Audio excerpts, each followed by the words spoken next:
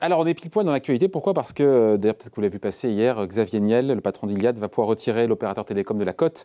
Il contrôle désormais 96,58% du capital. À l'issue donc de son opération de rachat d'actions. Et cette opération, c'est là où c'est intéressant, ce retrait de la cote, il est moins rare qu'il n'y paraît.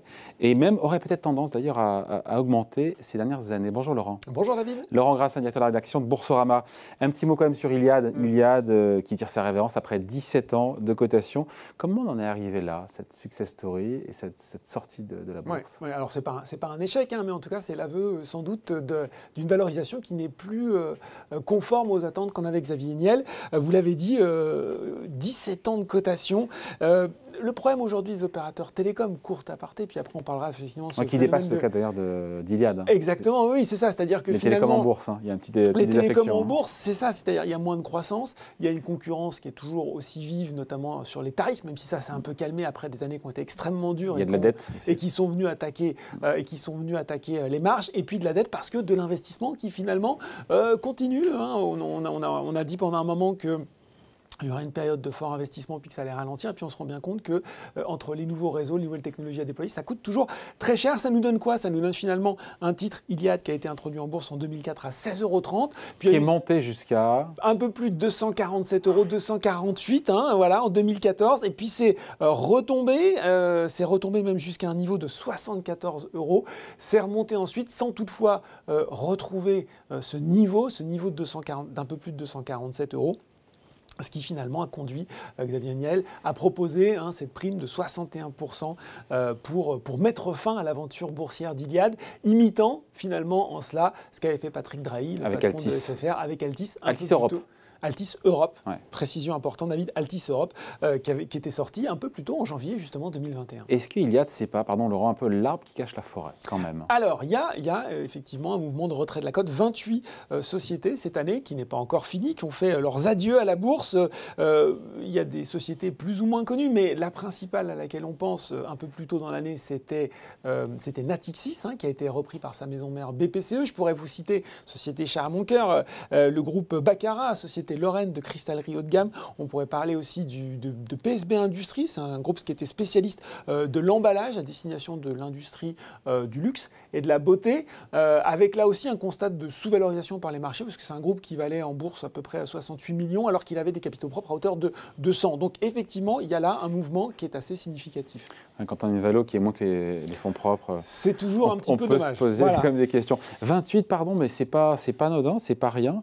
Est-ce qu'en plus, au-delà du chiffre, il y a une accélération ces dernières années? Alors, en fait, ce qu'il faut bien voir, et ce qui est souvent mis en avant, c'est cette réforme qui a été finalement actée par la loi Pacte il y a 2 ans, qui facilite quelque part la sortie en bourse, puisqu'elle a ramené de 95 à 90% le seuil de détention à partir duquel un actionnaire peut engager un retrait. Il doit contrôler 90% au moins du capital ou des droits de vote pour pouvoir faire un retrait. Et non plus 95%. Et non plus 95%. Et pour un retrait obligatoire, parce que là on parle d'une offre publique de retrait, mais quand il veut finalement exproprier les petits actionnaires qui voudraient rester, il faut qu'il ait 90 et des droits de vote et du capital. Et là finalement, il peut décider de retirer le titre de la cote. Ça veut dire qu'avec 90% finalement, quand vous êtes un petit actionnaire, c'est plus compliqué par rapport à 95 d'aller fédérer d'autres petits actionnaires et puis d'exiger finalement une sortie de la cote un petit peu plus généreuse. Donc ça a effectivement accéléré le mouvement. En 2020, il y a eu 37 sociétés qui sont sorties. Je pourrais vous citer Lafuma, April, Altran, racheté notamment par Capgemini. C'est normal ça pour le coup, quand Capgemini rachète Altran. Alors bien sûr, non, il y a pas, voilà, il y a ça aussi. Je pourrais vous citer aussi MediaOne, ça c'est rigolo parce que c'est le groupe audiovisuel dans lequel on retrouve Pierre-Antoine Capton, Mathieu Pigasse et Xavier Niel. Exactement. Et on avait, donc je vous dis, ça faisait 37 sociétés en 2020 et on en avait 20 en 2019 et seulement 16 en 2018. Donc on voit quand même qu'effectivement la courbe il y a cette accélération. augmente. Et quand je vous écoute, Laurent, c'est la faute de la loi Pacte. Alors, il n'y a pas que le loi Pacte, parce que d'ailleurs, je crois que c'est Patrick Artus qui parle souvent de ça quand il vient sur le plateau. Le phénomène est mondial et les retraits de la cote, des cotes qui s'appauvrissent finalement au fur et à mesure des années. On le constate en Europe, on le constate aussi aux États-Unis. Et bien sûr, il y a une logique, comme vous l'avez dit, quand un groupe rachète un autre, souvent fusion-acquisition, qui ont eu lieu ces dernières années et qui ont fait disparaître des noms emblématiques de la cote. Je pourrais parler ou des rachats de filiales par leur maison mère. Donc on a quand même quelques noms emblématiques qui ont disparu, Zodiac, les Hermès, etc. Il y a aussi le fait que l'argent ne vaut rien, si je puis dire. C'est-à-dire qu'il est, avec des taux au plancher, c'est facile finalement de s'endetter pour financer un rachat. C'est aussi facile après de gérer le développement d'une société sans avoir besoin d'avoir recours au marché. Donc ça peut aussi avoir expliqué ce phénomène. Et puis il y a des secteurs qui intéressent tout particulièrement des grands acteurs, des sociétés d'investissement dans le numérique, dans le digital, avec pas mal de petites sociétés qui sont souvent très intéressantes et là aussi pas forcément valorisées à hauteur de leur potentiel, et qui sortent un peu comme ça des marchés en fait. Après, il faut le dire, hein, pour beaucoup de boîtes, s'introduire en bourse, être coté, ça... Il y a des contraintes.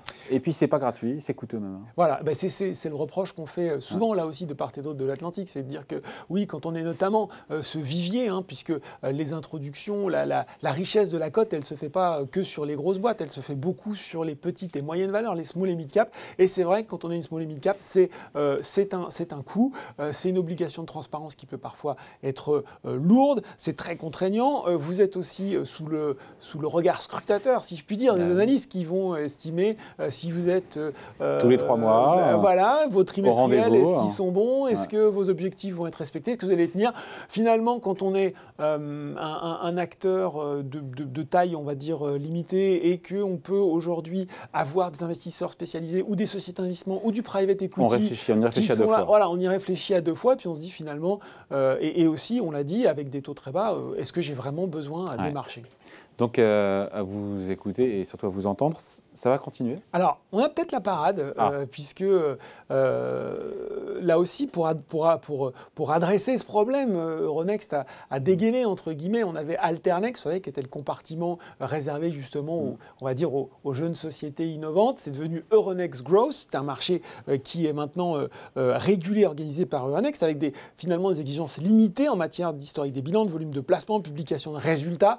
Donc tout ça fait qu'on a essayé d'alléger au maximum cet aspect contraignant pour redonner envie aux sociétés d'aller en bourse. Et on peut peut-être finir sur cette note d'optimisme, puisque effectivement, j'ai pas fait elle se précipite au portillon ou pas alors ? Alors justement, voilà, j'ai pas fait le décompte net d'entrée et de sortie, mais on voit bien que quand même après des années un petit peu difficiles, les introductions sont clairement de retour. Il y en a d'ailleurs 3 ou 4 en cours au moment où on se parle, et notamment la plupart sont sur Euronext Growth. Donc en tout cas en 2021, un vrai retour d'amour pour la bourse, pour ces sociétés. À suivre. Merci beaucoup, Laurent. Merci, David. Salut.